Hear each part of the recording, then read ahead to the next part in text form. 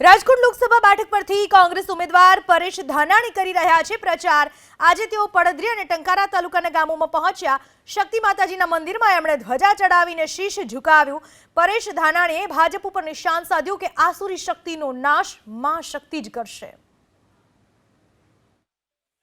મોરબીના પાદરમાં સવારથી જે જનપ્રતિસાદ સાંપડી રહ્યો છે, મોરબીના લોકો નાત જાત ભાતના વાડા તોડીને આ વખત આવતી પેઢી ગુલામ ન બને, લોકશાહી વ્યવસ્થામાં વિવિધતાની અંદર એકતાનો ગુલદસ્તો એને ચોથનારા લોકો, પેખનારા લોકોને જડબાતોડ જવાબ આપવા આશીર્વાદ આપશે। મને સંપૂર્ણ વિશ્વાસ છે પરિણામો આવશે ત્યારે સત્તામાં બેઠેલા લોકોનો અહંકારને મોરબીના લોકો ઓગાળશે।